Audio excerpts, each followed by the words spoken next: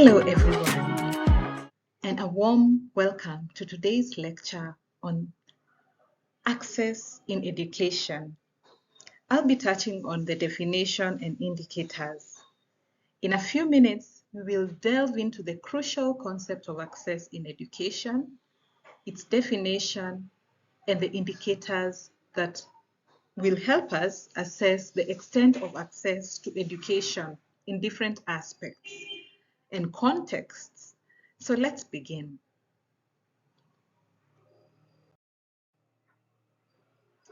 Before we define access to education, it's very important to understand that it is a fundamental human right and a cornerstone of personal and societal development.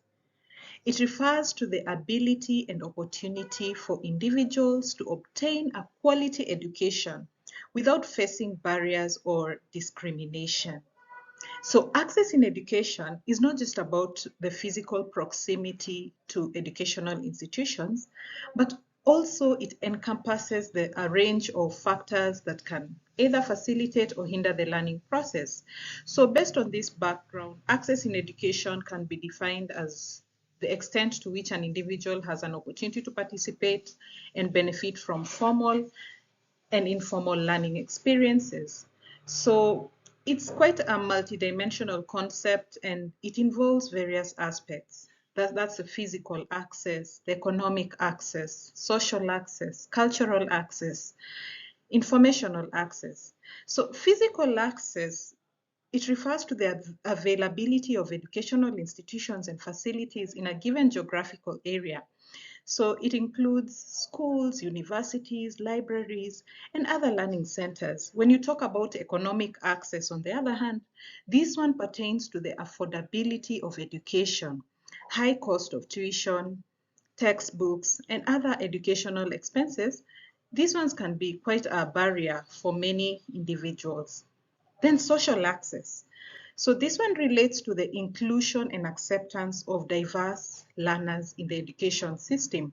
It considers factors like gender, race, ethnicity, disability, and social economic status. Cultural access, on the other hand, recognizes the importance of culturally relevant and inclusive curricula that respects the values and traditions of different communities. Informational access is basically about the availability of information about educational opportunities and resources. Lack of awareness can actually prevent individuals from making informed choices about their education options. Indicators of access in education. So in order to measure access in education, it requires the identification of key indicators that can help you assess the level of inclusivity and equality in the education system. Let's discuss some indicators.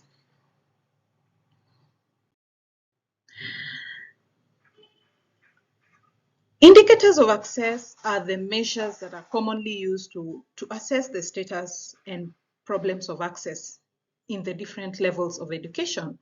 So I want us to discuss and learn how to compute the following three indicators: the enrollment ratios, the non-schooling gap, the transition rates from one cycle or level of education to another.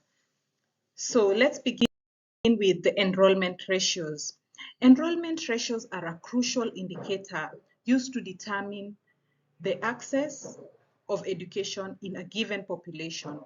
They express the proportion of eligible individuals who are currently enrolled in educational institutions. And these ratios are usually calculated for specific age groups or educational levels. So, for example, the gross enrollment ratio, GER, represents the percentage of students enrolled in a particular level of education, primary, secondary, or tertiary, relative to the total population of the corresponding age group. So it helps you to gauge the overall population in overall participation actually in education. So on the other hand, the net enrollment ratio, NER, focuses on the proportion of children of official school age who are enrolled in school, regardless of their grade level. So NER is particularly useful in determining the extent of coverage in basic education. The non-schooling gap. So the non-schooling gap is an indicator that measures the percentage of eligible children or youth who are not enrolled in school, and it reveals the proportion of the population that faces barriers in accessing education. And this indicator is vital in identifying marginalized and vulnerable groups who might be excluded in the education system.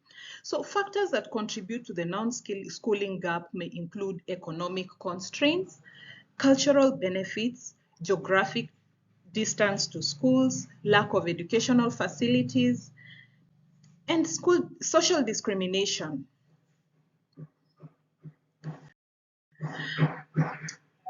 We have transition rates from one cycle or level of education to another. So transition rates provide insights into how smoothly students progress from one education level to the next.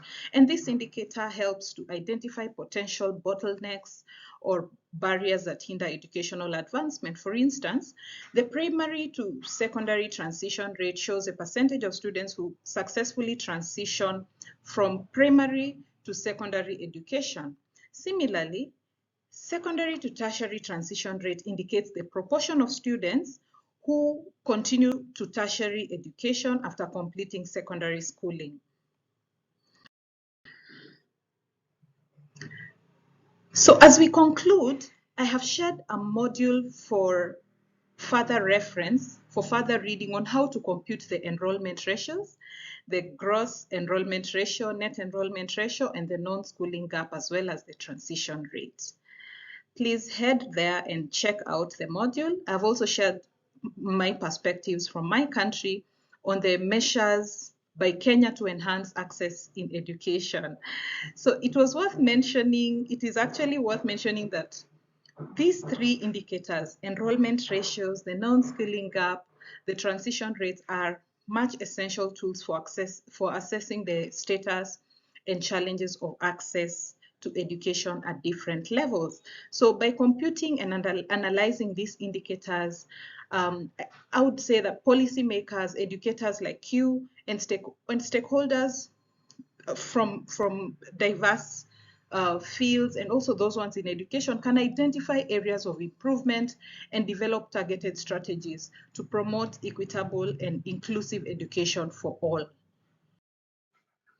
So ensuring equitable access in education is not only a right, but a transformative investment that empowers individuals and fosters societal progress. Thank you, and see you in the next session.